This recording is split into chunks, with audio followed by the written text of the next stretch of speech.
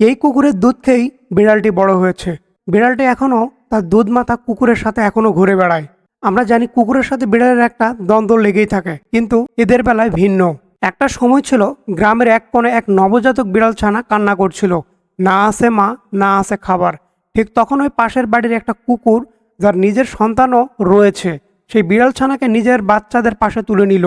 প্রথমে সবাই অবাক, কুকুরের বিড়ালের চির বৈরতা, সেখানে অদ্ভুত এক মমতা। কিন্তু কুকুরটা বুঝিয়ে দিল মা হওয়ার কোনো জাত ধর্ম নেই। দিন গড়ল, বিড়াল ছানা কুকুরকে দুধ খেয়ে বড় করতে লাগলো। হাঁটতে শিখলো, খেলতে শিখলো, এমনকি কুকুরের মতো ঘেউ ঘেউ করতেও চেষ্টা করত। পাড়ার মানুষ মুগ্ধ হয়ে দেখত, শত্রু নয়, এখানে কুকুর আর বিড়াল যেন মা সন্তান।